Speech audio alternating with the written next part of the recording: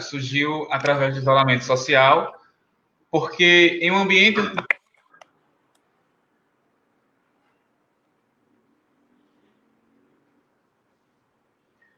Alguém está aí, está ouvindo...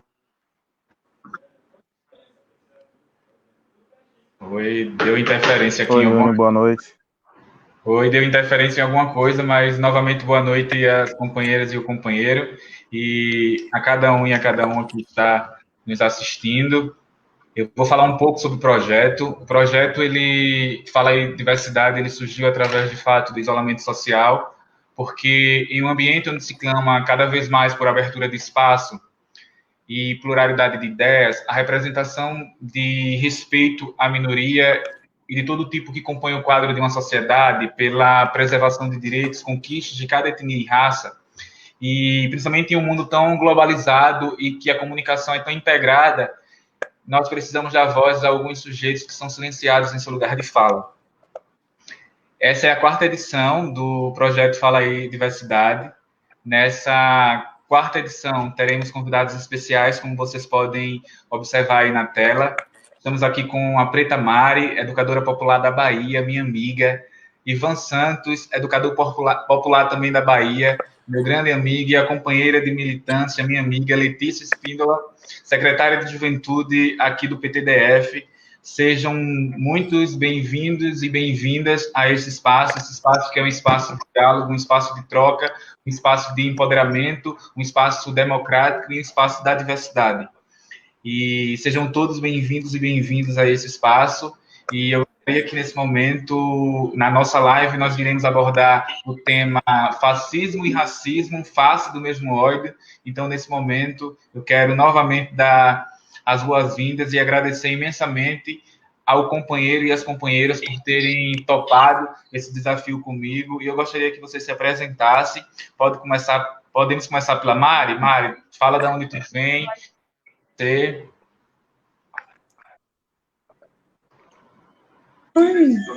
Olá, boa noite, companheiros e companheiras. Eu sou Marivalda, mas muitos me chamam de Mari, e escolhi esse nome para estar Preta Mari por conta de fazer a minha representação, né? Sou de comunidade quilombola e moro no município de Barra, Bahia, no oeste da Bahia. E, assim, estamos aqui para contribuir. E, desde já, já vou pedindo desculpas por algumas falhas, mas quem sabe faz ao vivo, não é isso? Isso mesmo. Mari, esse espaço aqui, como fala Paulo Freire, não há saber mais nem saber menos, há saber diferente. E aqui vai ser uma troca, vai ser um bate-papo, nada institucional, é um bate-papo entre amigos e principalmente para darmos voz a alguns sujeitos que são silenciados no seu lugar de fala. Esse lugar é nosso. Letícia, seja muito bem-vinda e se apresenta para nós, por favor.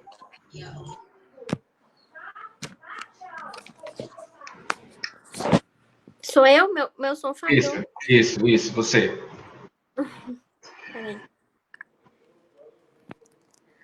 Então, gente, boa noite. Meu nome é Letícia. Eu estou secretária de Juventude aqui do PTDF. Sou militante desde muito tempo, sou filha de militante. Sou formada em Direito, não estou atuando na área ainda, trabalho com comunicação. E estou muito feliz de estar aqui hoje participando desse bate-papo com vocês. Agradeço pelo convite do Júnior e também por conhecer vocês, a Mari e Ivan. E vamos aí bater um papo, né? A gente teve que se adequar a esse novo modelo de se comunicar, de aprender e também de passar o que a gente está aprendendo, né? Sobre as nossas reflexões sobre tudo que está acontecendo. E é isso. Gratidão por ter topado esse desafio conosco. E agora, Ivan, fala para nós aí de onde tu vem, o que tu carrega. Boa noite a todos e todas. Meu nome é Ivan Santos, sou da cidade de São Felipe. Sou agricultor familiar, né? Jovem agricultor familiar. Estou na diretoria do sindicato do município, na Secretaria de Formação atualmente.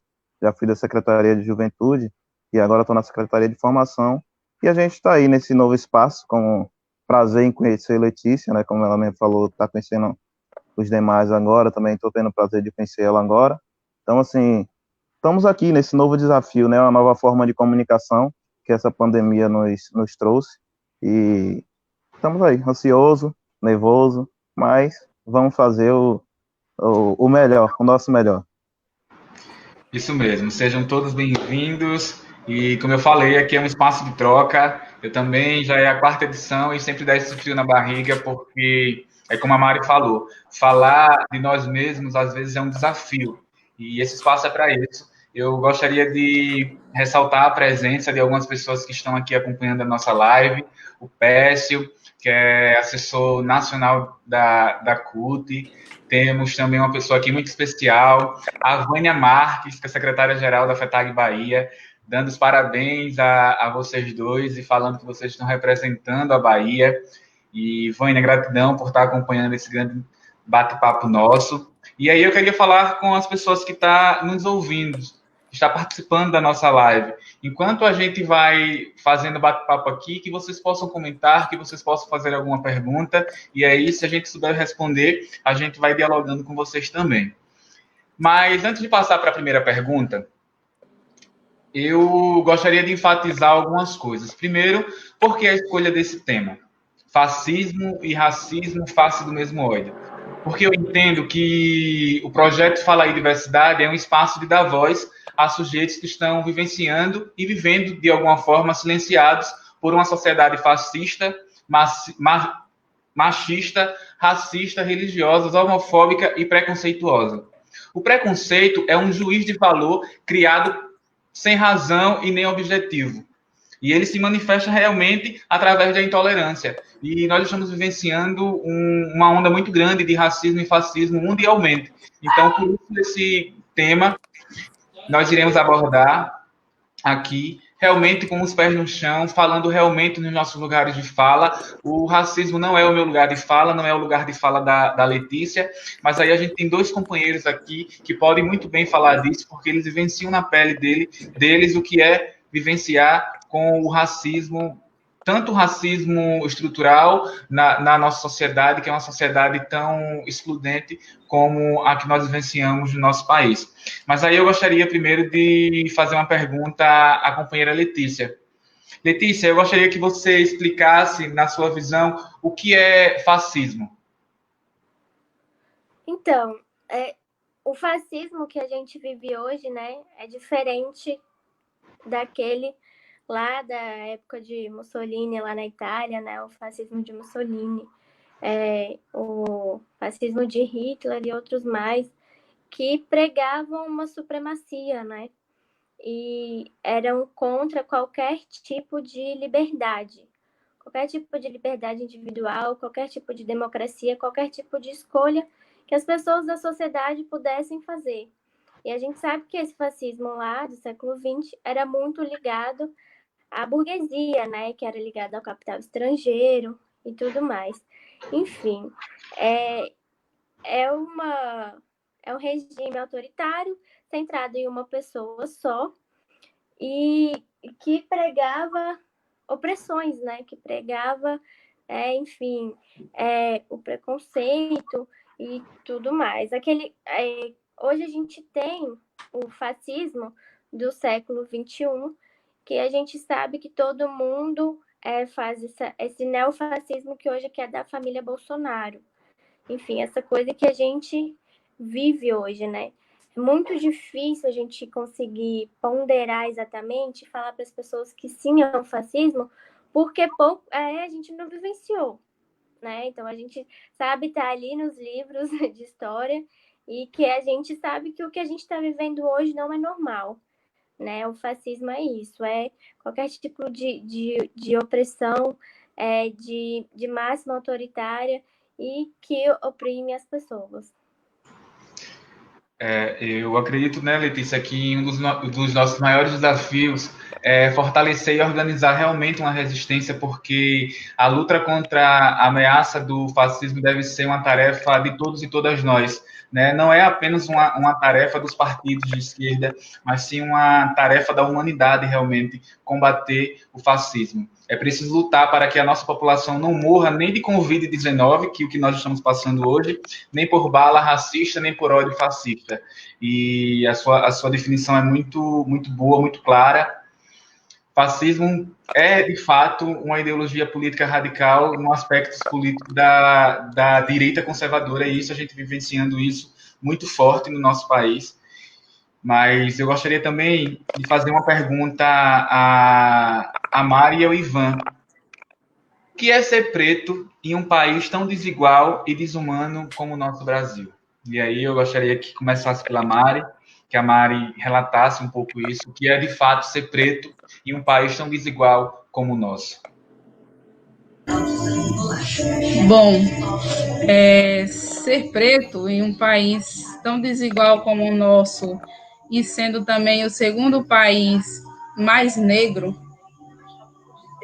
nos deixa uma falta de insegurança, de incerteza. Porque, estão me ouvindo direito? Estamos. Porque nem sempre nós somos vistos como sujeitos, como pessoas. Nós somos vistos, muitas das vezes, como um bicho. Ou quando falamos de descendência, às vezes nos tratam como que se nós estivéssemos só buscando méritos por sermos descendentes. Eu sou de uma comunidade quilombola. Muitos me perguntam como que vocês se tornaram. Eu sempre falo, eu não me tornei, eu sou. Eu sou quilombola, sou descendente de quilombola e com muito orgulho, né?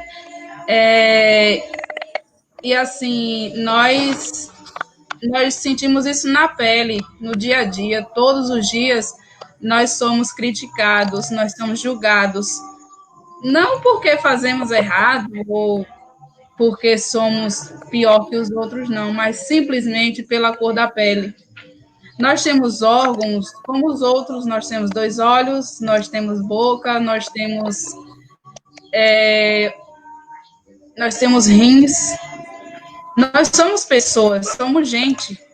E assim, sermos tratados em um país, sermos tratados como bicho, como alguém insignificante, é muito triste e muitas das vezes nos dá uma revolta que nós pensamos como vamos fazer para mudar tudo isso. Mas é um pouco difícil nesse nosso país. E o que mais me deixa triste é ouvir ofensas de pessoas que são da nossa cor, de pessoas que não se identificam como tal, de pessoas que não se acham, não acham que tem a mesma cor que os negros, ou que sabe que é negro, mas não quer aceitar o que é, entendeu? Muitas pessoas que não se reconhecem como tal, que não busca reconhecer as suas origens, saber de onde veio, né? Porque nós conhecemos a nossa raiz, conhecemos a nossa origem, de onde viemos, é muito importante. É daí que nós vamos saber, na verdade, quem somos. E muitas das coisas, muitos dos preconceitos, já sofri muito preconceito na escola, em alguns ambientes que vamos, em viagens, as pessoas nos olham com indiferença. Você percebe no olhar das pessoas aquele desprezo, sabe? Como que se assim, se eu não pudesse te ver aqui, se vocês não existissem, para nós seria o melhor. Então, assim, nós, enquanto descendentes, enquanto comunidades tradicionais, nós sofremos muito com isso, porque é como que se... Desculpa. Calma, meu pai, minha mãe tá falando. É como que se nós estivéssemos tirando proveito da situação, mas nós não estamos tirando proveito da situação, nós só estamos querendo sermos reconhecidos como tal, né? Que nós não venhamos ser reconhecidos como bichos, como algo que não tem valor, porque nós somos gente, nós sentimos amor, nós sentimos dor, nós sentimos frio, assim como as outras pessoas. Então, assim, nós, enquanto negros, as cadeias estão... Ô, Júnior, se eu tiver tomando muito tempo, você vai me cortando, viu? As cadeias, a maioria dos negros, a maioria dos presos, dos encarcerados, são negros, né? 74% da pobreza dos pobres são negros. Assim, então, é triste saber que em um país onde a maioria da população é negra, nós ainda vivemos esse racismo, nós ainda presenciamos e nós ainda...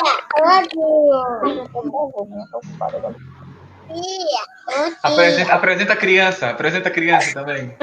Mostra a criança. Meu filhotinho de 3 anos, o Natan. Olá, Ivan. Oi, Natan. A nossa luta é exatamente, inclusive, por ele. Diga, Dindo, tudo bem? Justamente. E, assim, a minha luta é enquanto pessoa negra, enquanto jovem e mãe, a minha luta é por eles, entendeu? Por aqueles que ainda estão por vir.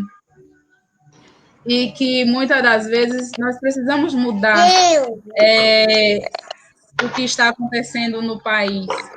É triste, é gritante. Muitas das vezes, eu tenho vontade de chorar com as coisas que eu ouço, com as ofensas feitas a pessoas que são da mesma cor que eu, né? Que são negras. Então, assim, é um desejo de vingança, não sei se é a palavra certa, mas é um desejo de que isso mude, de que um dia isso mude, de que um dia nós sejamos reconhecidos como pessoas normais que precisamos de trabalhar, né? E assim, mamãe. Oi, filho. Viu, calma.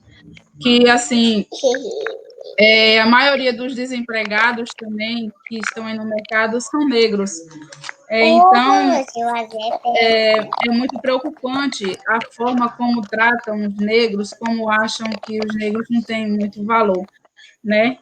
E o pior que além de eu sofrer preconceito por ser negra, sofro preconceito por ser jovem e também sofro preconceito por ser mulher, né? Porque, assim, ser mulher e negra em um país em que vivemos é terrível, é gritante.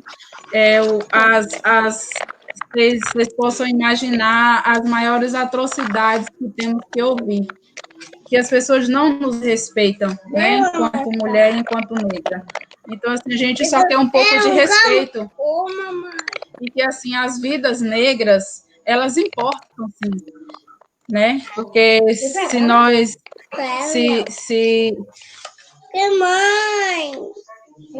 Se nós não existíssemos, se nós não importássemos, se nós não fôssemos tão... Gente, desculpa, viu? Tá difícil. Eu vou perdendo o raciocínio com o Natan aqui. Dá licença, pai. Não vai dar, não. Bom, então, a mortalidade infantil em crianças negras é 30% maior do que a mortalidade em crianças brancas, né? Vimos aí que muitas das pessoas que morreram, dos negros que estavam internados e que morreram por Covid-19, muitos deles não tiveram o tratamento devido e adequado, entendeu? Até nisso, nós sofremos preconceitos. Mesmo na doença, as pessoas acham que nós não temos que existir. E muitas das vezes nós vamos sofrendo com tudo isso.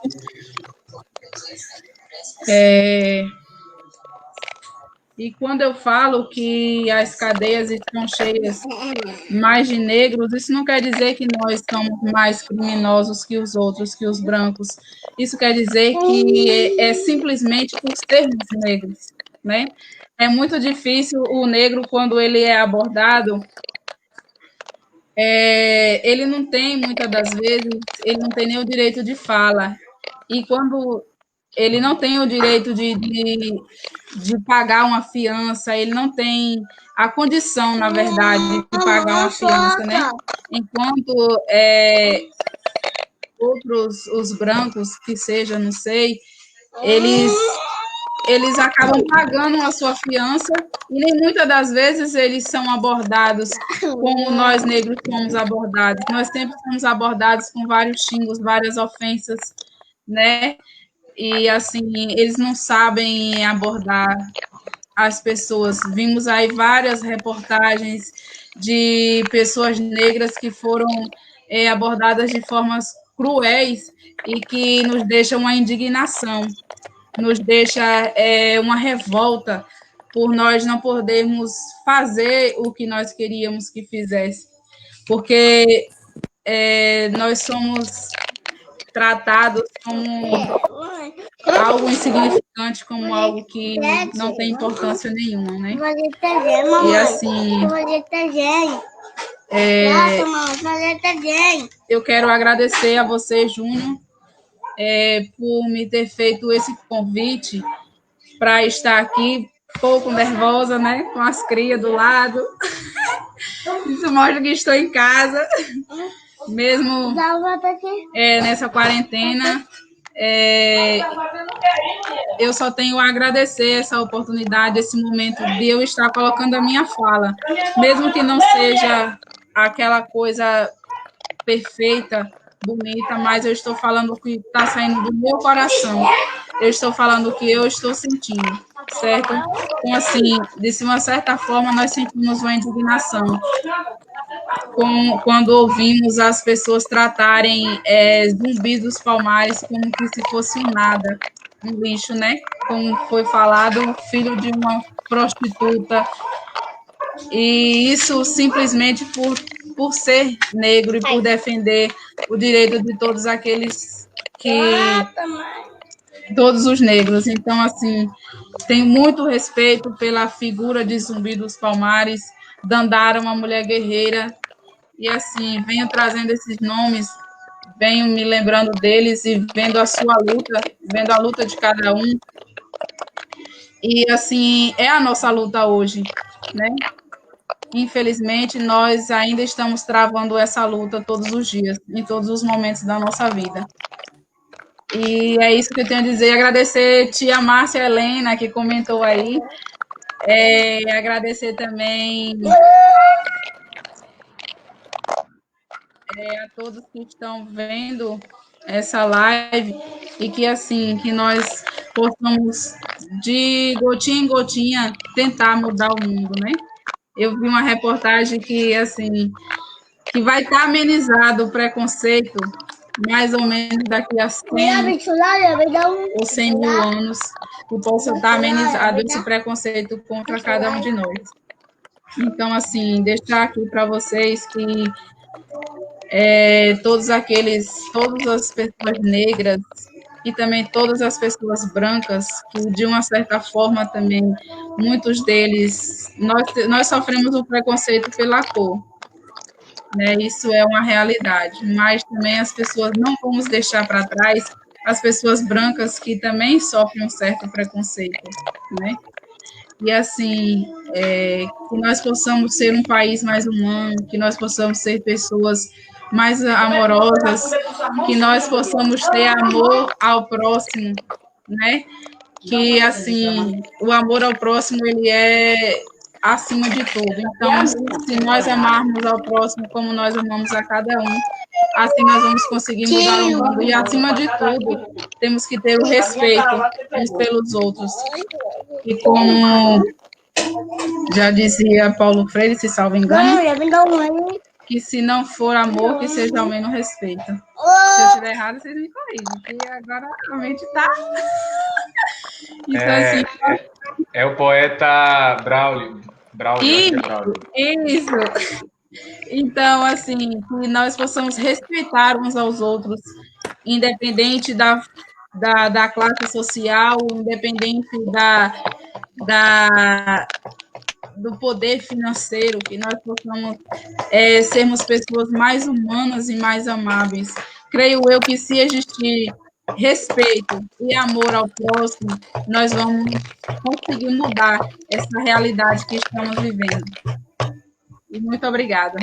Mari, eu que agradeço, e a Marlene traz até, ela comenta aqui, Marivalda, você é representatividade, é luta e resistência.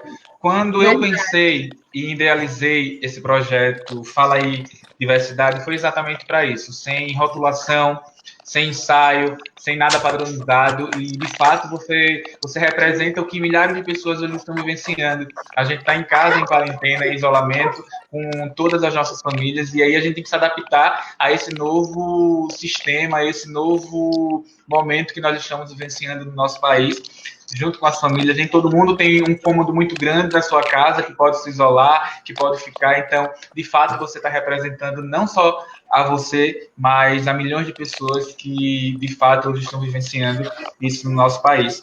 Mas, é assim, muito importante o seu relato, porque a gente sabe que você está trazendo, de fato, o que você vivencia e o que você vive no seu dia a dia. Mas eu gostaria também de repetir essa pergunta para o Ivan. Ivan, o que é ser preto em um país tão desigual e desumano como o nosso país? Boa noite a todos, mais uma vez. Olha, Júnior, eu só queria, antes de começar a falar, fazer uma correção, que no início da minha fala eu falei Sindicato do Município de São Felipe, mas na verdade é Sindicato dos Trabalhadores Rurais, Agricultores e Agricultoras Familiares do município de São Felipe. Sobre essa sua pergunta, Mari aí já trouxe vários dados muito importantes nessa luta do povo preto no Brasil, e assim, não é fácil, como ela mesma falou, né? Então, é aquela questão de você lidar com os olhares diferentes, em viagens, em shoppings que você entra, às vezes na forma de você se vestir, de se expressar, entendeu? É uma questão de você lutar a todo momento, a cada hora, por um espaço. E quando eu falo lutar por um espaço, não é que eu esteja querendo ocupar o espaço do outro, é lutar por um espaço que é meu por direito, né? Já não é fácil para o povo preto desde o momento que se aboliu a escravatura. Foi um povo escravizado, não é escravo. Foram negros escravizados. E assim, no momento da abolição, esses negros foi mandado embora das fazendas sem o direito à terra, sem direito à alimentação, sem direito à moradia, sem ter uma vida digna. Então, assim, isso é o que a gente vem lutando ao longo desses anos. A luta por esses direitos. Não é que a gente está com mimimi, não é que está querendo ocupar espaço de pessoas brancas, a gente está querendo ocupar o nosso espaço por direito, que nos foi tirado, né? Então, são lutas diariamente, como Mari falou. Então, assim, se na capoeira, que é uma representatividade negra, o negro sofreu e sofre até hoje em alguns locais preconceito, porque por ser capoeirista, por você praticar capoeira, né? E assim, só para você ter uma noção, a capoeira lá já foi crime, fez parte do Código Penal brasileiro, né? Você praticar capoeira era crime. Então, ao longo do tempo, isso veio mudando. E aí, a gente observa, hoje, quem são os grandes detentores de terra? O povo preto, como o Mari falou aí, na sua grande maioria, eles estão nas grandes favelas. São a população que tem menos condição, que tem menos acesso às políticas públicas, que chega menos informação em relação à saúde a esse povo, né? Então, são vários aspectos acabamos lutando no dia a dia para estar sobrevivendo, né, num país onde a gente ouve muito dizer, o racismo está diminuindo, mas não está. Muitas vezes o racismo, o preconceito, ele está mascarado. A gente observa em redes sociais, em grupos de WhatsApp, muitas vezes uma figurinha de um branco rindo não faz tanto sucesso, não viraliza tanto quanto uma figurinha de uma criança negra ou de um homem negro rindo, né? Ou alguma outra situação que, se você for colocar figurinha ou vídeo, você vai observar que tem muitos, em sua grande maioria, são situações com pessoas negras. Mas, muitas vezes, a gente convive com isso e não percebe que isso é um tipo de racismo, é um tipo de preconceito. E aí a gente vai naquela coisa do automático. Vai repassando, vai publicando e não percebe essas situações. Mas não é fácil, né? Quando se fala aí na questão da política de cota, a gente observa que a gente ouve muitos comentários que não deveria existir porque tem que estudar para passar, mas muitas vezes eu trabalho o dia todo, só tenho a noite para estudar. Como é que eu posso concorrer em ampla concorrência com a pessoa que tem o dia todo e a noite ainda para estar estudando? Então, a política de cota, ela é essencial, né? Então, é uma das formas para você... Eu não gosto muito da palavra reparação, mas de estar favorecendo um direito a mais ao povo preto. Ivan, é importante quando você traz isso, principalmente no seu lugar de fala. Eu vi essa semana, acho que ontem, uma pastora branca, inclusive quando ela se apresentou, ela falou que ela não estava no lugar de fala dela porque ela era transparente e ela não tinha pedido para ter nascido daquela cor. E falava que os brancos também sofrem racismo, que existe uma diferença entre racismo, e começou a falar um monte de asneiras, e eu comecei a refletir o que de fato faz uma pessoa, primeiro, a se colocar da forma que ela se colocou, falando que é transparente, que para mim já é uma forma de se autoafirmar como branca e que é diferente das outras pessoas de outras cores. E quando vocês trazem isso, do que vocês vivenciam, quando vocês trazem essa diferença de ser tratado pela cor da pele, eu sou casado com uma mulher negra, tenho um filho negro, e a minha maior dificuldade hoje é a autoaceitação do meu filho, porque meu cabelo ele é liso e ele fica, pai, eu queria ter o cabelo igual ao seu, eu não gosto dos meus cachos. E diariamente eu tenho que trabalhar com a minha esposa nisso, a autoaceitação dele. E além disso, eu sei que futuramente eu vou ter que trabalhar esse preconceito que ele vai sofrer, porque ele vai sofrer da sociedade. E eu acredito que vocês tenham passado por isso. Além de vocês trabalharem a sua autoaceitação, vocês ainda têm que lidar com isso para fora, porque a gente sabe que no processo da adolescência você está se reconhecendo como pessoa, como homem, como mulher, e vem um misto dos hormônios, do sentimento, e aí é uma fase onde você para e você se percebe enquanto pessoa, enquanto gente. Mas eu quero dizer que, de fato, vocês representam não só as pessoas irmãos da cor de vocês representam a maioria de pessoas que vivenciam hoje um espaço de vulnerabilidade e muitas vezes silenciados por uma sociedade machista, preconceituosa, racista, e não é à toa que a gente hoje tem no nosso país um presidente que carrega tudo isso que eu falei aqui agora.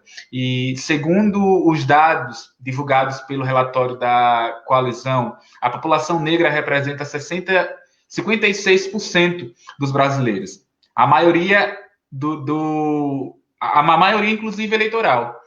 Porém, somente 20% dos parlamentares eleitos no Congresso Nacional são negros. Além disso, 70% das pessoas mais pobres do nosso país, assim como a Mari traz, são negros, o que denuncia a falta de políticas públicas e defesa de direitos da população negra no nosso país. segundo a coalizão. Então, mais uma vez, nós precisamos aqui começar a fazer uma reflexão e enfatizar que nós precisamos, de fato, colocar no Congresso Nacional pessoas que, de fato, venham representar os nossos anseios e os nossos sonhos. Chega da gente ver, e aí me desculpa as pessoas de cor em branca, e aí eu estou falando no meu lugar de fala porque eu sou dessa cor. Chega da gente ver no Congresso Nacional apenas homens velhos, brancos, barbados. A gente precisa colocar pessoas lá que venham, de fato, representar os nossos anseios, os nossos sonhos. Nós queremos um congresso plural, um congresso da diversidade. Então, a gente está aí prestes a realização de eleições municipais. Então, a gente precisa também começar a refletir quem é que nós vamos colocar nas câmaras de vereadores dos nossos municípios e quem é que a gente vai escolher para, de fato, representar os nossos sonhos e os nossos anseios. E, para além disso, quem é que vai, de fato, representar os sonhos e anseios da juventude, do homem e da mulher, do campo, águas e florestas, das periferias. Então, a gente precisa também começar, nesse espaço, a refletir sobre isso. A próxima pergunta era para a Letícia, mas eu acredito que voltou. Estava travada, Letícia, a tua câmera, estava travada. E aí, a próxima pergunta é para a Letícia. Letícia, o que significa, e aí eu faço essa pergunta a você porque eu sei que você tem militado como mulher, como jovem, tem carregado a bandeira da juventude do PTDF, e aí eu gostaria que você falasse o que significa ser antifascista, porque o Bolsonaro e toda Coja, todos os bolsominions, é o fascismo do século XXI. Então, vocês estão me ouvindo direitinho? Que você não estava falhando. Tá ouvindo? A gente tá. Tá ouvindo? Então, a gente avisou, né, desde sempre, que as piores coisas viriam a partir da eleição do Bolsonaro, né? E a gente vê isso de uma forma, assim, muito violenta hoje, porque eles, né, têm lá a direita ultraconservadora, né? Eles têm valores super conservadores.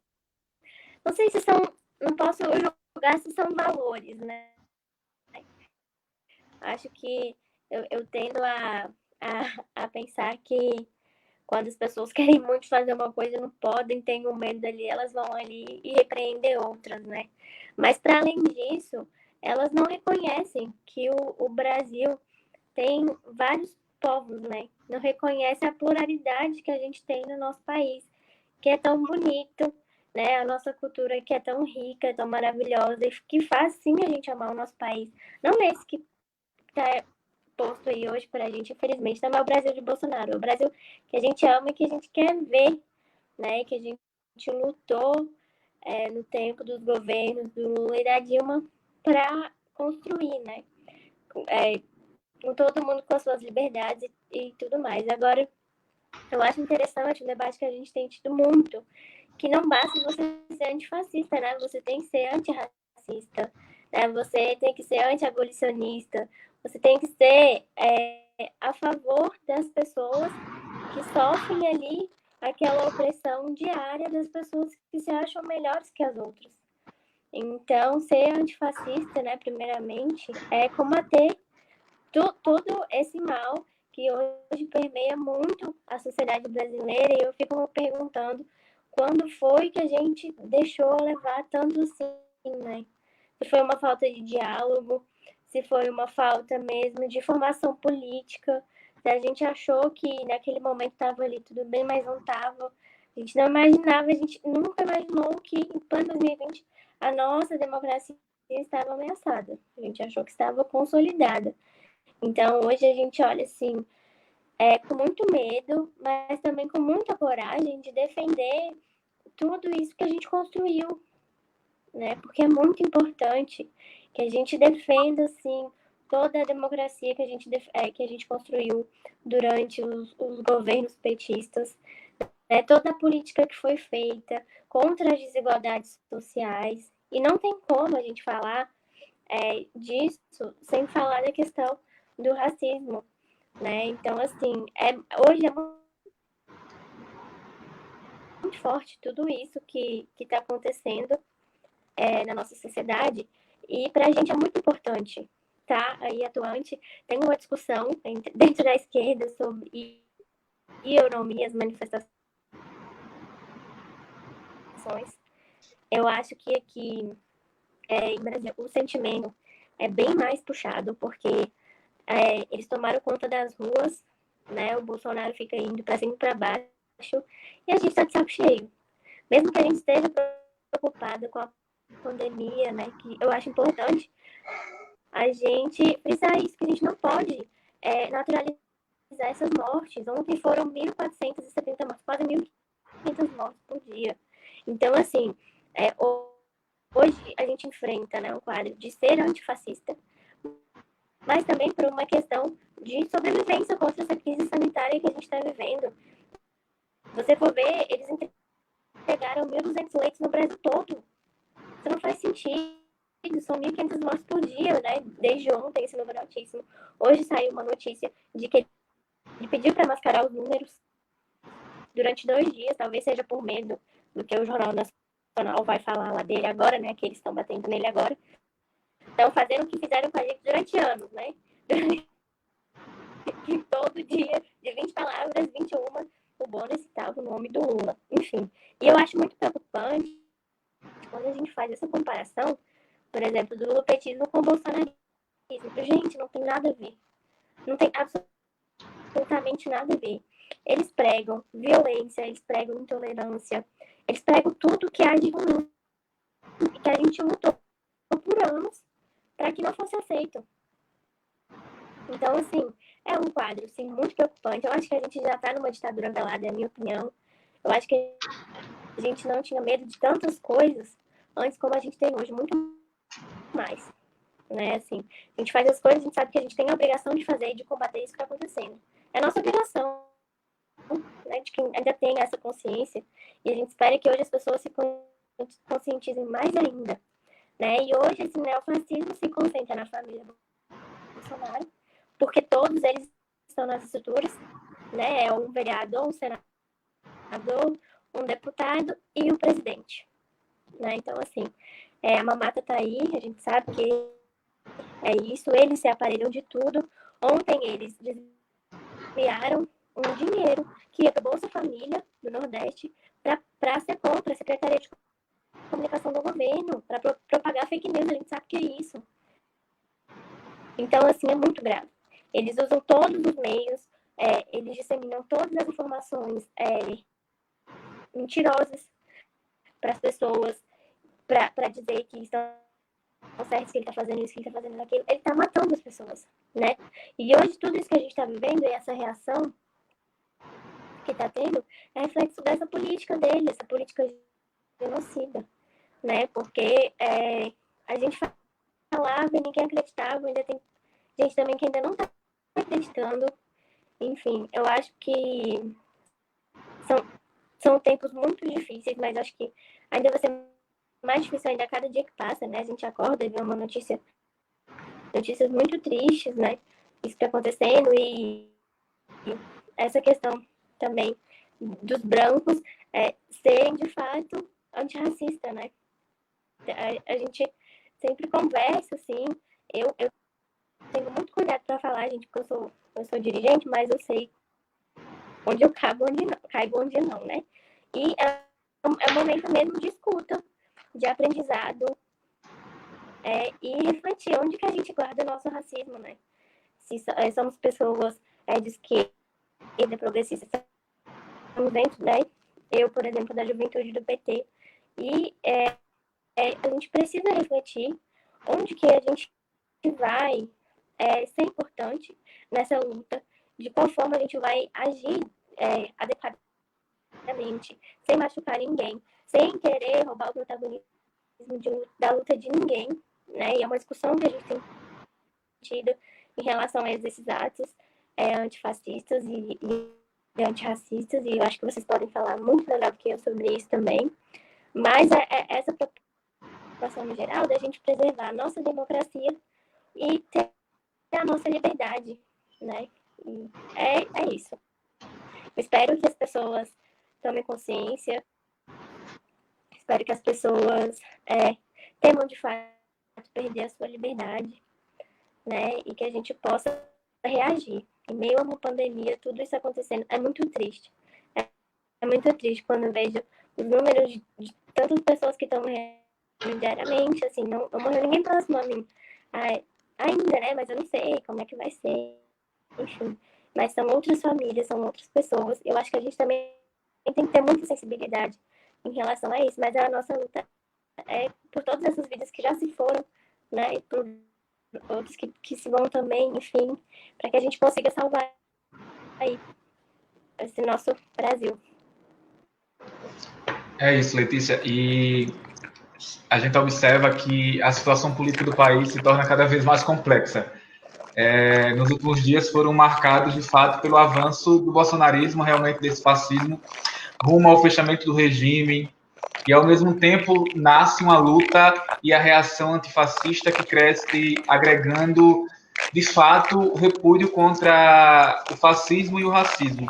Mas eu espero, sabe, Letícia, assim, do fundo do meu coração mesmo, que essa onda toda que as pessoas brancas estão se levantando contra o racismo, contra esse fascismo, de fato não seja apenas uma moda do Instagram, sabe, para ganhar seguidores, para ganhar like, que seja de fato uma causa de todos e todas nós, sabe, por uma sociedade justa e igualitária, e é isso como você traz muito forte isso.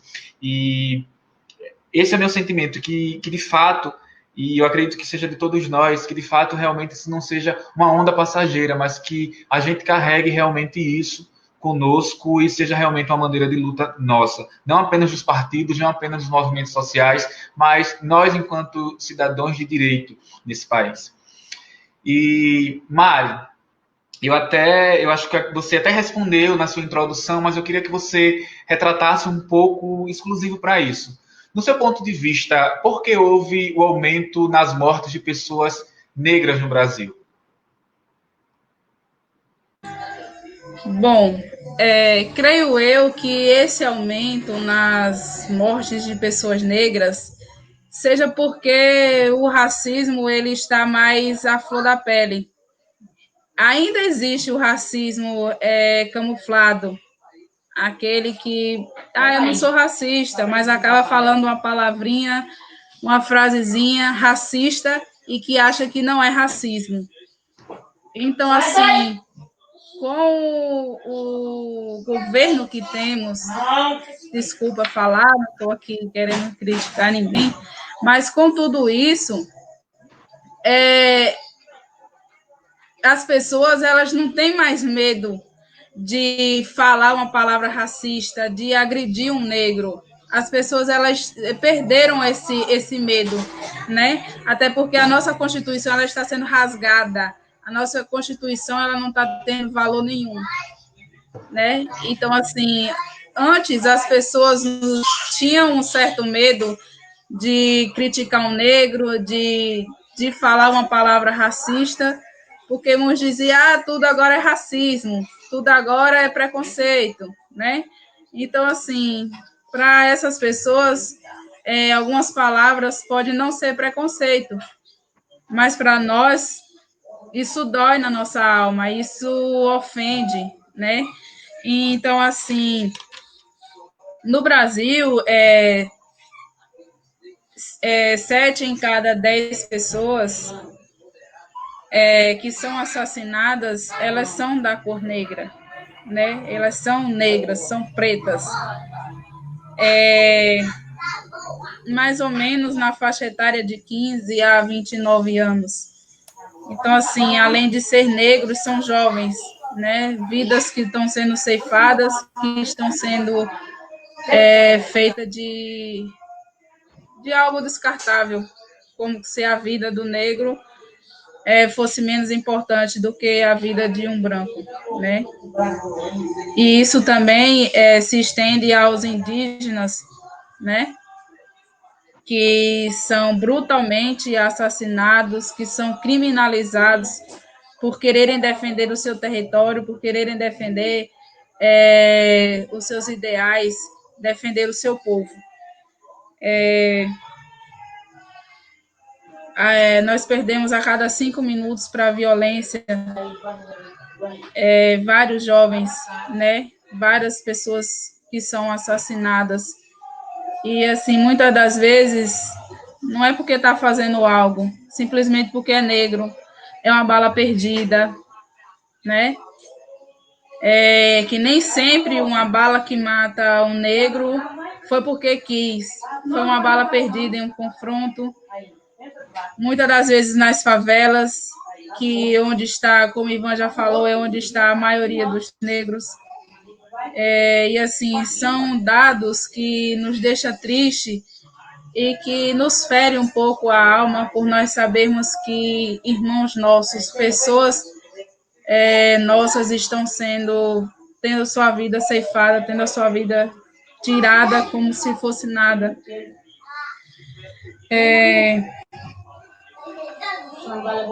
As pessoas que, desculpa, porque assim, esses dados e falar de nós mesmos, muitas das vezes me emociona, porque é algo que nós vivenciamos a cada dia.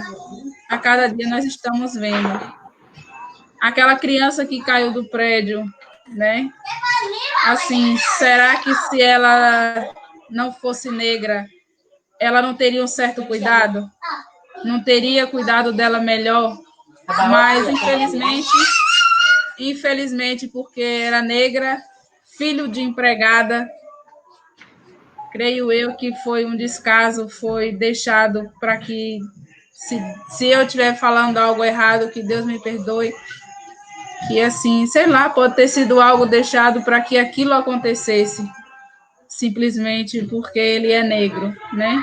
Muitas das vezes as pessoas falam, agora esse povo preto, esse povo negro só quer ter direito melhor que os outros. Nós não queremos ter direito melhor que os outros, assim como o companheiro Ivan já falou, e repito, nós só queremos o nosso lugar de direito. Nós não queremos tomar o lugar de ninguém. E principalmente os negros jovens. A juventude, ela quer sim, ela se importa com as coisas, ela quer algo para o futuro, né? Nas universidades, a cota era mínima para negro, né? E agora nós temos um aumento nessa cota e que também estão querendo tirar de nós, né? E, assim, é muito triste saber que muitas das vidas que estão sendo perdidas, que estão sendo tiradas brutalmente, criminalmente, porque é um crime que faz a nossa sociedade, que faz aos nossos descendentes, é uma ofensa a cada um de nós, quando nós vemos um negro derrubado e um negro tombado que não tenha, que ele não teve culpa daquilo, né? Mas simplesmente por ele ser negro, por ele não ter não ter defesa, por nós sermos criminalizados pela nossa cor, por achar que bandido, todo negro é bandido, de achar que todo negro não presta, e por isso nós vemos tantas das vidas perdidas, tantas das vidas ceifadas, e que assim nos deixa uma tristeza e uma revolta muito grande por nós querermos um país, um Brasil diferente, e que nós não temos isso, né? E assim, cada vez mais nós estamos vendo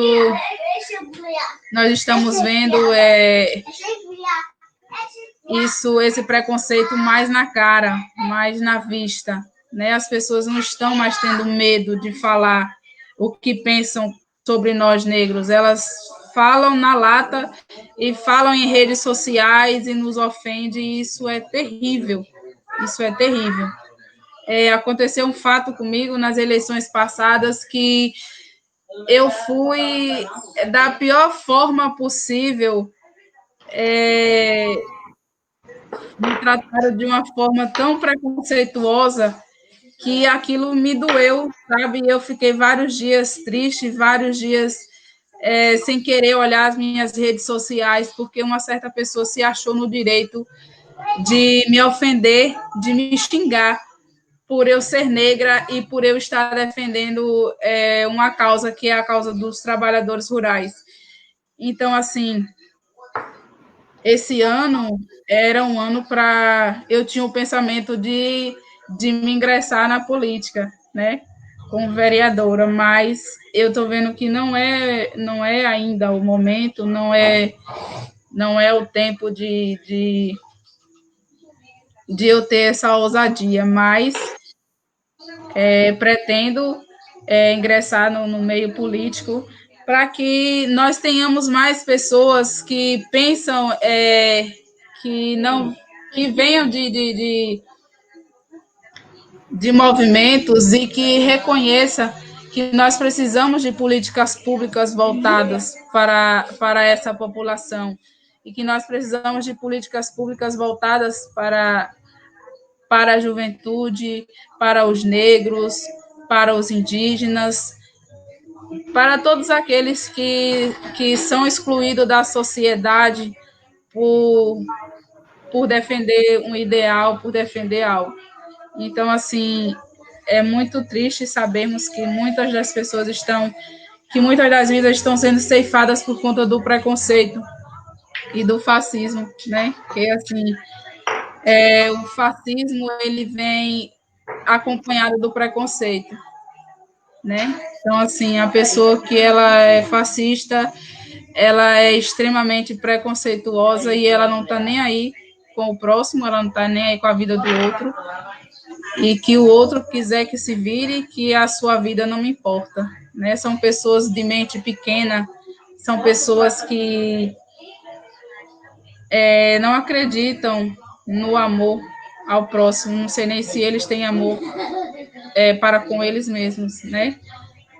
Mas vamos tentando fazer com que essas pessoas mudem um pouco o seu ideal, vamos tentando mostrar a eles, fazendo a conscientização de que as coisas não são assim, que nós somos iguais, independente da nossa cor, independente da nossa classe social, nós somos pessoas e seres humanos como qualquer um outro, entendeu? E assim, eu acho que é isso. Mari, e todos que estão nos assistindo, vivemos em um país que tem em sua biografia histórica a luta contra a escravidão e violência de fato contra a cor preta. Mas, porém, historicamente, pobres são pessoas negras do nosso país. E o preconceito vem cada vez mais sendo mais claro e motivado por pessoas de classe superior à nossa, e não era para ser assim, inclusive até pela nossa história de luta, a nossa biografia contra a escravidão, mas até hoje isso ainda vem muito forte. Hoje no Brasil, a cada 23 minutos, um jovem negro é assassinado. E isso realmente a gente precisa começar a refletir por que isso está acontecendo, né? Assim, 2,88%, se eu não me engano, é mais provável um jovem negro morrer do que um jovem branco. Então, é um momento de clamarmos por uma sociedade justa, igualitária e humana, e que de fato respeite a todos e todas, indiferente da cor de pele, indiferente da sua escolha sexual. Então, o que nós clamamos de fato, assim, respeite a diversidade que nosso país tem, respeite a juventude negra que tem sido massacrada nas periferias, que tem sido massacrada de fato, nas suas casas. A gente tem que fazer um clamor realmente à sociedade, inclusive as pessoas que estão nos poderes, os policiais, respeitem e tenham de fato a humanidade, né? Que você realmente carregue na sua pessoa, realmente, na sua biografia, isso, o cuidado com a outra pessoa. Eu acho que o que falta isso é realmente esse amor ser pregado e realmente as pessoas respeitar as outras pessoas. Mas eu gostaria também que o Ivan comentasse um pouco. E aí, Ivan, muito no seu lugar de fala, sobre o assassinato, é algo que aconteceu, que está na mídia e está muito forte, do assassinato do rapaz dos Estados Unidos, onde um policial branco assassina ele, se ajoelha em seu pescoço, ele pede ajuda e é brutalmente assassinado por aquele homem. Eu gostaria que você comentasse um pouco sobre isso. Olha, Júnior, assim, é um caso que aconteceu nos Estados Unidos, mas que muitas vezes, como vocês mesmos trouxeram dados aí, volta e meia, todo minuto está acontecendo no Brasil, né? Como você mesmo falou, a maioria dos jovens assassinados são negros. Como o Mari falou no início, a mortalidade infantil é maior nas crianças negras. Mas, assim, não é o primeiro fato que acontece nos Estados Unidos. Agora, assim, você vê que a população, ela se indignou com isso. A população foi para as ruas, foram se manifestar. E tem aquela frase aquele movimento Vida Negras Importam, né? Então, assim, gerou indignação, foi algo terrível aquilo, porque, assim, foi um negro que tinha sido demitido por questão da pandemia, né? E a vida dele foi de um momento, segundo os noticiários, de um momento numa suposta nota falsa no supermercado, até a sua morte por asfixia naquele momento ali. Aí fica aquela questão: se a mesma situação fosse com um branco, será que o tratamento daquele policial seria do mesmo jeito? Né? E assim, e ele falava, tanto que ele falava que não estava conseguindo respirar. Mas assim, a gente vê que é um país que volta e meia tem casos noticiados, tem manifestações contra essa questão, contra o racismo, contra a morte de pessoas negras. Mas não se difere muito do Brasil. Porque quando você vai ver lá, a maior as pessoas que estão na pobreza, que estão nas periferias, também são negras. Então, é algo que é global, essa questão do racismo e do acesso do povo preto às políticas, a trabalho, a moradia de qualidade, a todas essas coisas. Então, estão vendo o resultado aí, é um momento que está acontecendo lá, onde você vê várias etnias, tem brancos, tem pretos que se revoltaram com aquela situação e estão na rua manifestando. E você vê que também tem apoio de alguns policiais nessas manifestações, como eu vi em algumas reportagens, em momento da manifestação, alguns policiais se ajoelhando em respeito à manifestação e dando apoio a essa manifestação lá nos Estados Unidos. Ivan, é muito importante, inclusive, um relato de você, porque a gente já ouviu muitas pessoas trazendo relatos disso, o que é que acham, e inclusive a gente vê muitas pessoas brancas falando sobre isso, mas uma pessoa da representatividade trazendo isso é de extrema importância. Eu gostaria de fazer uma pergunta, a gente está 1 hora de live já, e já chegando nos nossos finais, mas eu queria fazer uma pergunta à Letícia. Letícia, como é para você ser mulher e mulher jovem e ocupar a Secretaria de Juventude aqui do PTDF? E qual é os seus maiores desafios enquanto mulher jovem ocupar de fato os espaços tanto no partido como na sociedade? Bom, então, a gente faz um debate, né, dentro do partido. A gente tem gente, eu esqueci o nome. É 50-50. 50% mulher, 50% a paridade. Paridade. No partido, isso. Fomos o primeiro partido a adotar a paridade. E, assim, são muitos desafios, porque o PT é o Partido dos Trabalhadores e das Trabalhadoras, né? Com a origem nos sindicatos e tudo mais. Então, o nosso modo de aprender a fazer política mais voltado, né, à luta de classes, à classe trabalhadora e tudo mais, nos faz ali ser forjada nessa luta. E a partir do momento que mulheres começam a ocupar esses espaços de liderança, de decisão e tudo mais, a gente, assim, sofre muito boicote, né? Aí tem gente que dá aquele tapinha nas costas de, vai dar certo, não sei o quê. na questão de tomada de decisões e tudo mais. Mas eu acho que isso foi fundamental para que a gente trouxesse, inclusive, muitos jovens para o partido e mulheres também. Né? A gente sabe que nos nossos governos muitas políticas voltadas para as mulheres foram adotadas. A gente também sabe que a gente tem um debate muito grande sobre a questão da descriminalização do aborto, né? Que é uma pauta necessária na nossa sociedade. Eu sou a favor da descriminalização, né? Acho que como a gente segue nessa pauta de liberdades individuais, de poder fazer a escolha, então a gente tem sim que apoiar essa bandeira.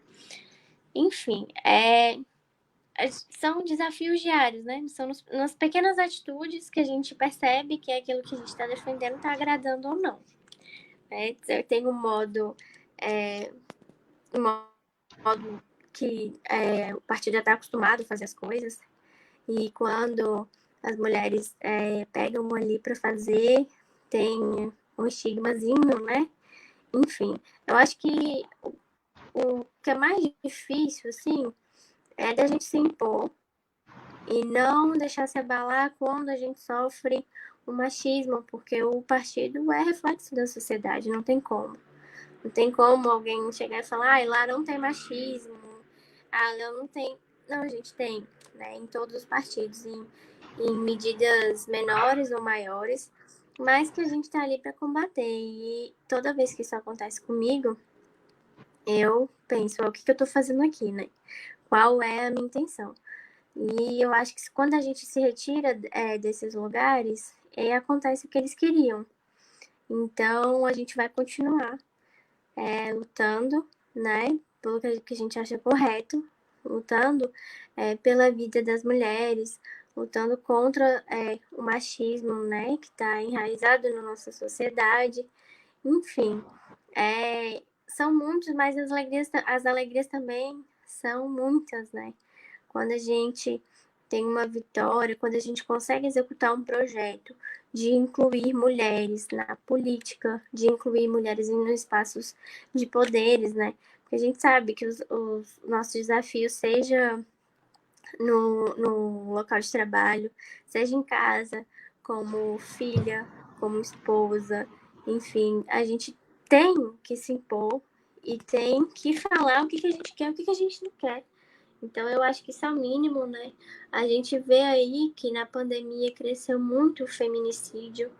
Isso é muito triste, porque, na verdade, o problema não é a pandemia, né? O problema é o machismo.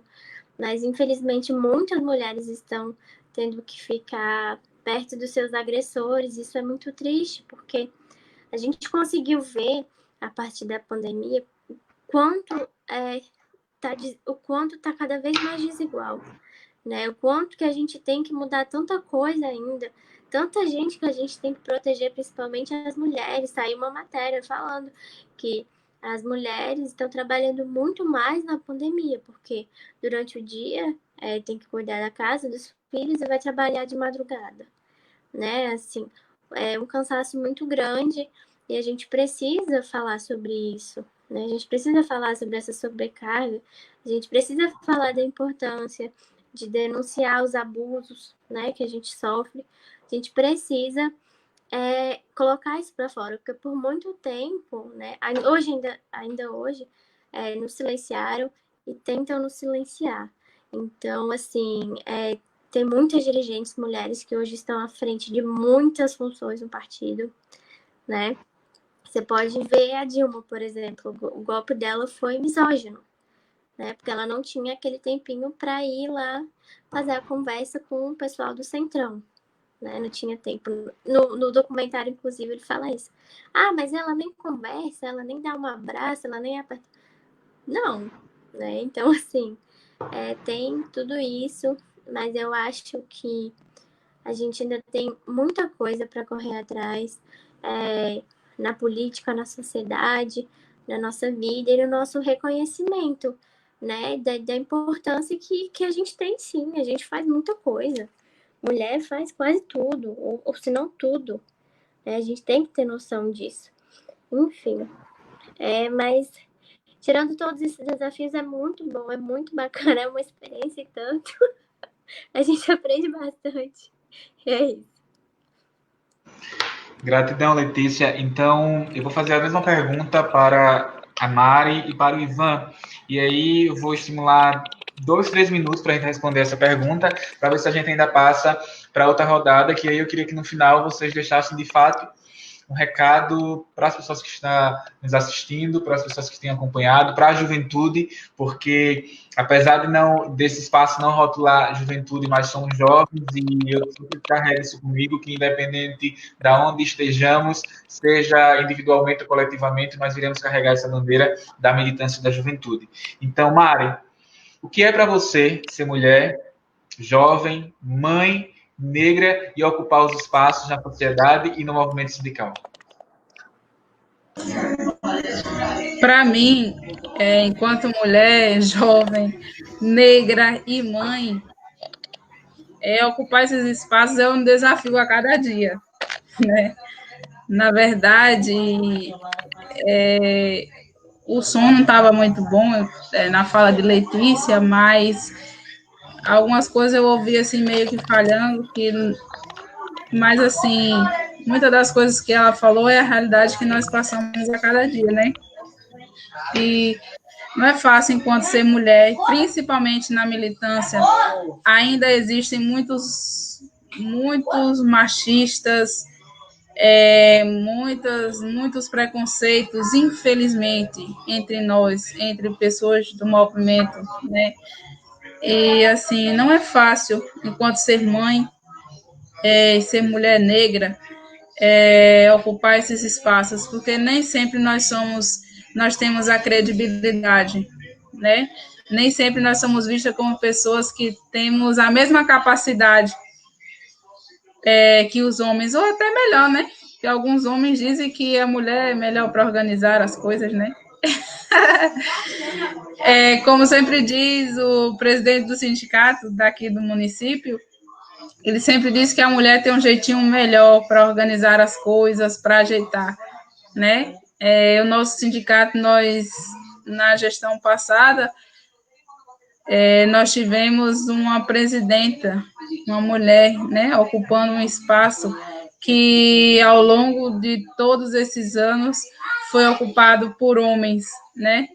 Então, assim, não só para mim, mas como para todas as mulheres, é um desafio a cada dia nós estarmos enfrentando esses preconceitos, esses machismos, a homofobia, né? Assim, então nós temos que trabalhar muito esse lado do respeito, né? Porque assim, nós temos que respeitar todas as pessoas, aos LGBTQI, né? Que agora tem um mais. Nós temos que respeitar ao próximo, independente de qualquer coisa. E assim, como eu já falei, eu creio que o respeito, ele é a base de tudo, né? Quando você tem respeito e também quando você tem amor ao próximo, fica mais fácil de você lidar com algumas situações. Isso. Obrigado, Mari. Ivan, o que é para você ser jovem, homem, negro e ocupar os espaços na sociedade e no movimento sindical?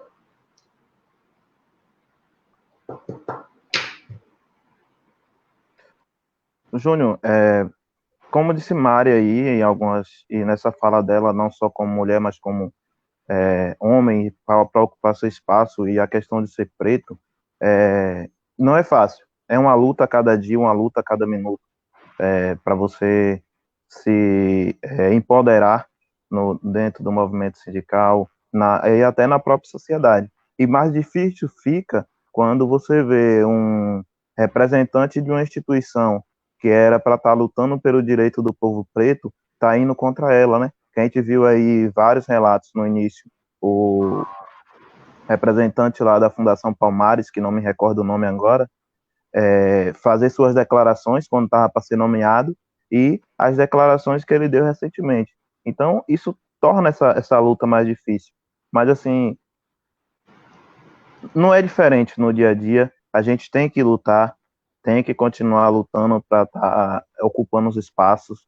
está tendo um lugar de fala, esse é um espaço de fala. Assim, como eu falei no início, às vezes a gente fica nervoso, fica tenso, acaba esquecendo até algumas coisas que ia falar, mas isso é do ser humano.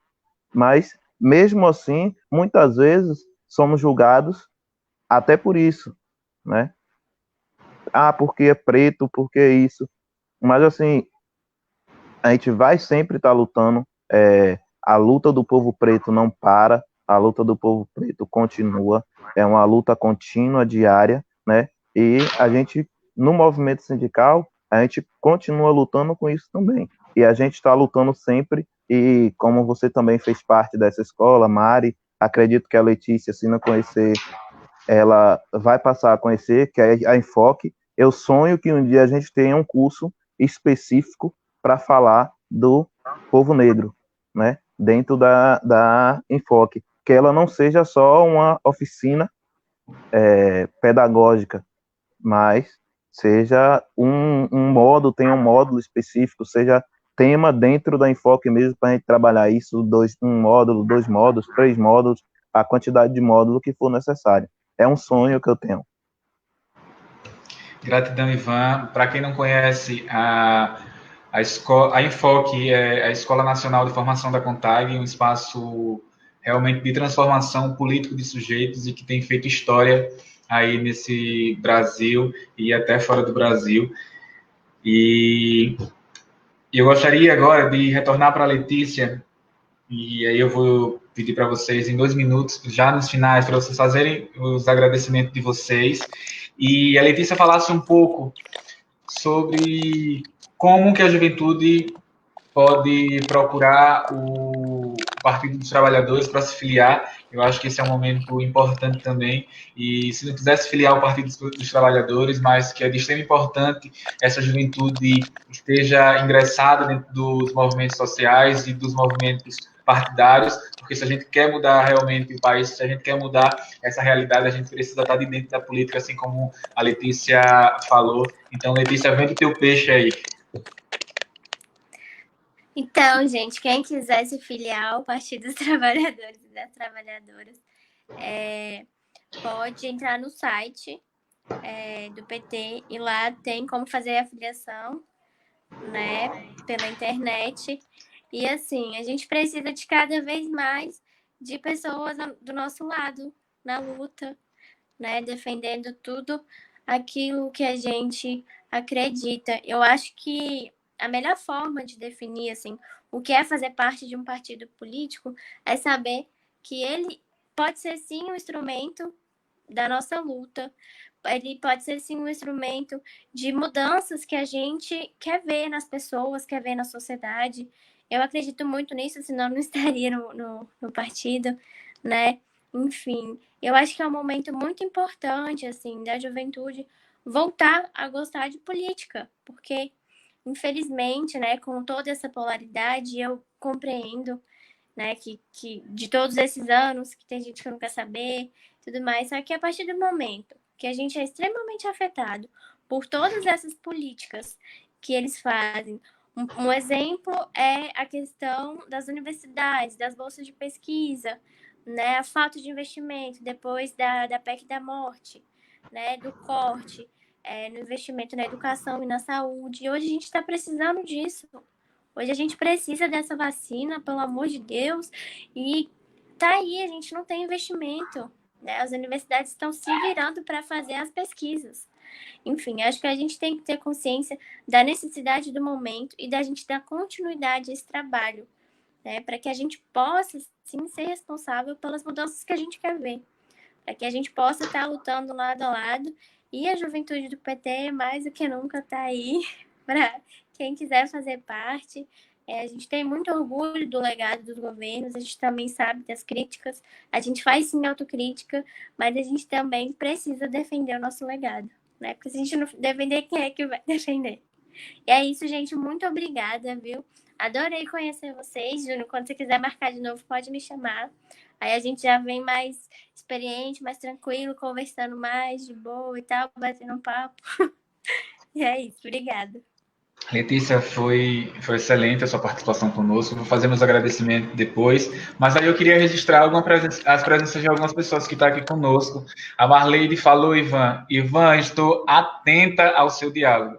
Marleide é assessora da Secretaria de Formação e Organização Sindical da CONTAG e faz parte também da Escola Nacional de Formação. E aí eu acredito que ela vai levar esse debate junto para a equipe da escola, e aí ela até falou aqui, estou atenta ao seu diálogo. E o Flavinho também, Mari, falou, Júnior Pontes e Mari, saudade de vocês. Flavinho é lá do Ceará, fez parte do itinerário formativo da Escola Nacional de Formação da CONTAG, agora pela região Nordeste. A gente teve o prazer de vivenciar 3 módulos com esse grande jovem militante que milita também em defesa da agricultura familiar. Estamos aqui também com a Josi Vieira, que foi a nossa entrevistada, bateu um papo conosco, quilombola de Minas Gerais, que esteve conosco semana passada, também trouxe um resgate muito forte do que é realmente vivenciar em um mundo tão preconceituoso e tão racista como o nosso. E aí eu gostaria também agora de passar para a Mari, para ela fazer os agradecimentos finais dela e vender o peixe dela também. Vai que tem alguma pessoa que é agricultor ou agricultora familiar do município dela que esteja assistindo. Convida esse povo aí para o sindicato, fazer sua filiação e vende aí a tua bandeira de luta e o que significa o sindicalismo para tantas e tantas pessoas que estão nesse mundo de trabalho.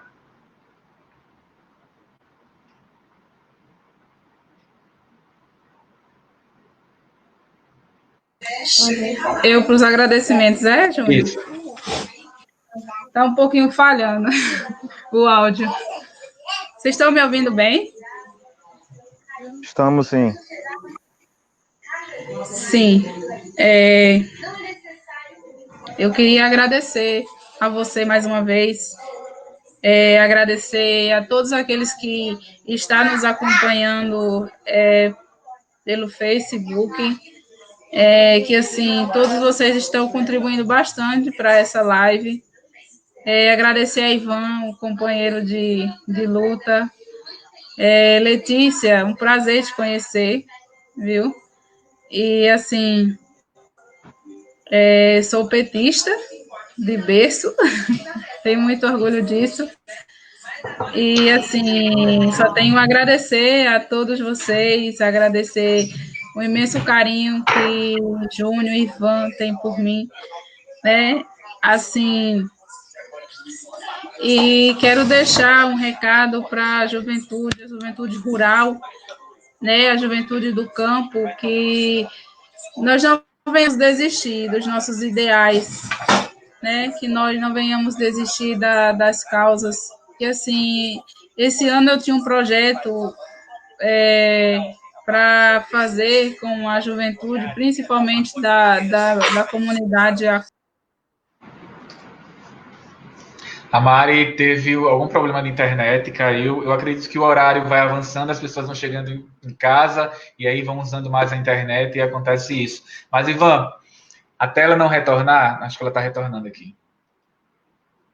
Mari, bom, a internet caiu. Mari, foi que a internet caiu. Vocês ouviram o que eu falei, não, né?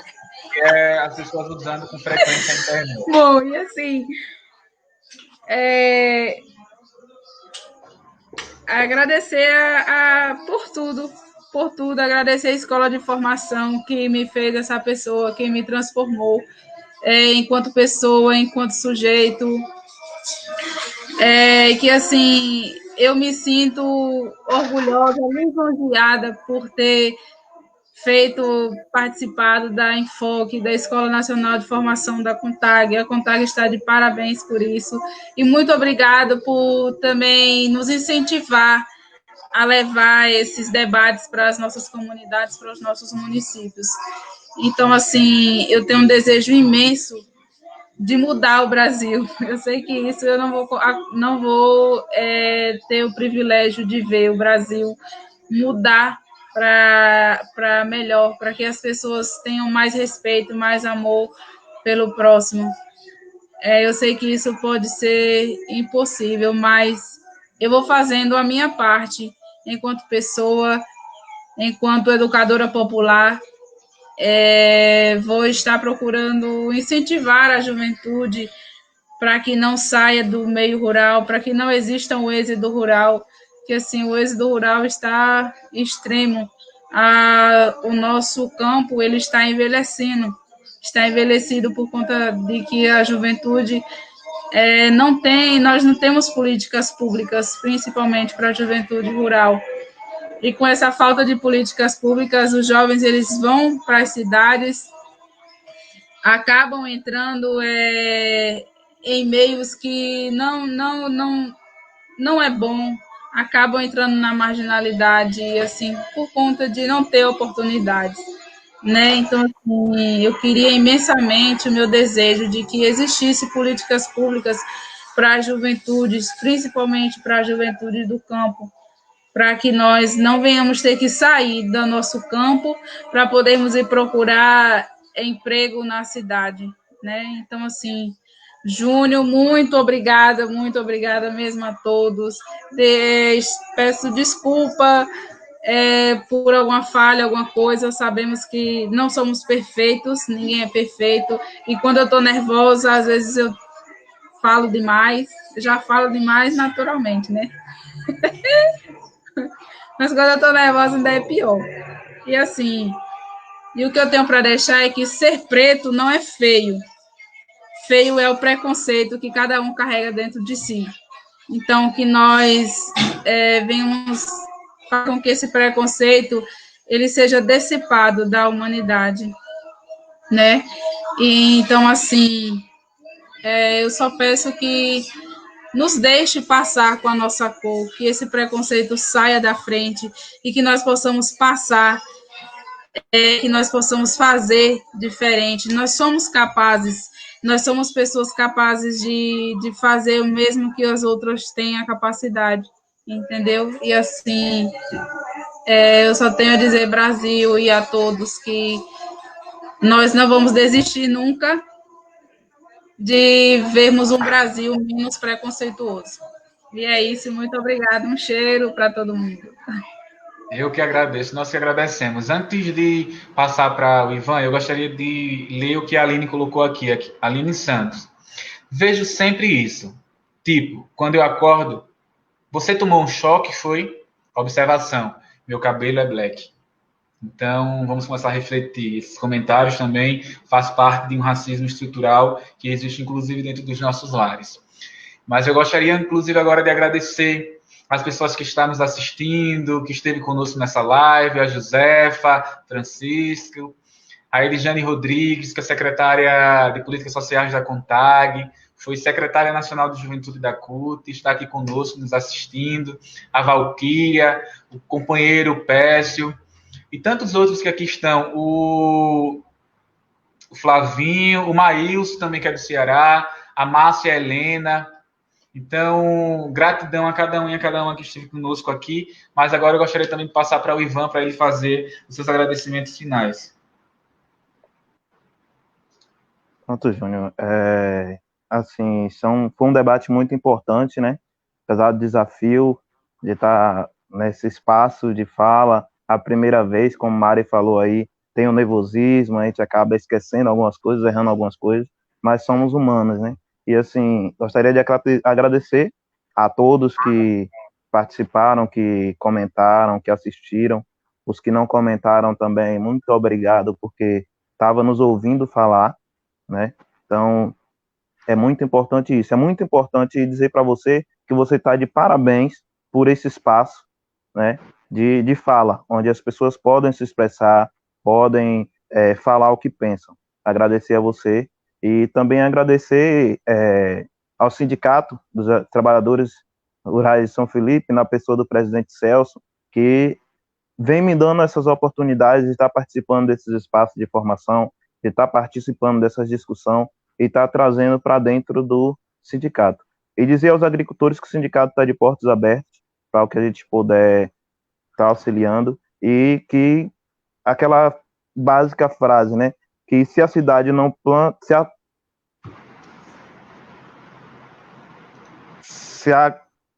se o agricultor não planta, a cidade não janta. Desculpa aí que falhou aqui a mente um pouquinho. E assim, eu gostaria de ler a letra da música do compositor Alberto Rabelo, filho, que eu estava dando uma olhada hoje e achei bem interessante, e tem a ver com isso que a gente está debatendo aqui hoje. Que ela diz assim: primeiro levaram os negros, eu não me importei, porque eu não sou negro. Depois levaram os gays, e eu não me importei, porque eu não sou gay. Depois vieram e levaram todo mundo que não tinha emprego, mas eu não me importei, porque eu tinha emprego. E na noite seguinte, levaram tanta gente que eu nem sei, idosos, mulheres, crianças, mas de novo eu não me importei. E então chegou o dia em que finalmente vieram me levar. Eu não sabia que essa hora ia chegar. Como eu não me importei com ninguém, por que alguém ia se importar? Né? Então, eu achei interessante a letra dessa música, tem tudo a ver com aquilo que a gente veio debatendo. E, mais uma vez, vai desculpando os erros. A gente vai pegando experiência na prática, vai praticando e a gente vai pegando experiência. Agradecer a você, dizer a você que estou à disposição, e queria falar aquela frase daquela camisa que você está me devendo, vou aproveitar para cobrar, né? Respeitem a minha história. É isso. Ivan, Mari... A minha também, viu? A minha também, viu, Júnior? Pessoal, a Letícia teve um problema, a irmã dela bateu com o carro, e aí ela teve que sair.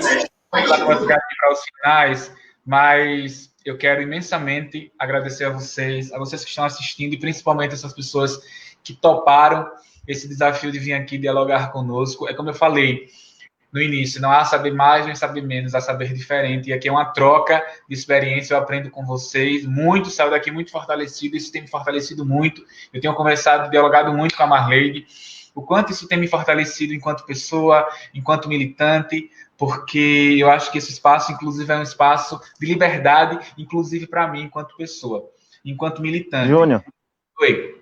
Lembrei a frase correta. Se a agricultura não planta, a cidade não janta. Isso mesmo. Ô, Júnior. Oi. Rapidinho. Eu vi uma frasezinha e assim, eu até anotei ela para falar, mas no momento, acho que a ansiedade, o nervoso, eu acabei passando um batido. Que diz assim, é rapidinho, viu? A carne mais barata do mercado é a carne negra. Só cego que não vê, que vai de graça para o presídio, é o negro. E para debaixo do plástico. E vai de graça para o subdesemprego. E para os hospitais psiquiátricos, a carne mais barata do mercado é a carne negra, dizem por aí. Então, eu achei assim um pouco chocante e assim eu quis trazer agora no finalzinho. A Mari saiu de novo. Vamos aguardar ela. E antes que a Mari volte para finalizar, eu quero deixar claro uma coisa aqui. Essa minha iniciativa não tem nada a ver com... Excelente. Mari, muito massa. Um Deixa eu falando demais já. Um cheiro para todos e tchau. Fica aí. Eu quero finalizar com vocês aqui. Então, como eu falei, essa iniciativa do Projeto Fala aí Diversidade não tem nada a ver com o institucional, é algo realmente que partiu do meu coração, mas nesse espaço, um espaço como da diversidade, não tem como a gente não tratar realmente das nossas origens. Vocês não podem chegar aqui nesse espaço, não dialogar sobre o que vocês vivenciam, sobre a luta da juventude rural e nem sobre o movimento sindical, e nem muito menos da Escola Nacional de Formação, que nós todos passamos por ela e fomos formados por ela e somos multiplicadores e rede dela. Então, eu quero deixar claro isso, que esse espaço não é institucional, mas a gente não pode, nesse espaço, querer que vocês ocultem a história de vocês e vocês fazem parte dessa luta e dessa militância. Eu quero finalizar fazendo, de fato, meu agradecimento e a minha gratidão a cada um e a cada uma que esteve conosco e, em especial, os meus convidados, que vocês moram realmente no meu coração. Contem comigo, eu ainda quero ver vocês aqui nesse espaço. Esse espaço vai para além da quarentena, a gente vai deixar aberto esse espaço aqui, de estar aqui dialogando e enfatizando muitas coisas. Quero finalizar também falando que a indignidade, ela precisa se levantar nesse país e ser dignidade. O fascismo e o racismo são duas faces do mesmo ódio. Miram os mesmos alvos. Contra a democracia, os pretos e pretas, contra o povo trabalhador, seja da cidade, seja do campo, seja das favelas. A luta contra o fascismo e o racismo também são as lutas em defesa da vida. Precisamos lutar para não morrer nem de Covid-19, nem por bala racista que tem endereço próprio. E nós sabemos aqui quem são esses endereços. Por meio do fascista, que tem como objetivo eliminar uma grande parcela da população que está silenciada. Então, aqui está o meu clamor e o nosso grito de igualdade para todos e todas, independente da nossa cor, independente da nossa escolha sexual. Respeitem a diversidade. Meu eterno agradecimento a cada um e a cada uma que esteve conosco e leve isso como reflexão. Precisamos respeitar as pessoas que são diferentes de nós, porque o diferente existe nesse país. Esse país é um país democrático, um país diverso de cor, de classe, de raça e de etnia e de orientações sexuais. Então, respeitem a diversidade. Um grande abraço, um cheiro bem forte do Nordeste a cada um e a cada uma de vocês e um abraço, mesmo que seja virtualmente, e gratidão realmente a cada um e a cada uma de vocês.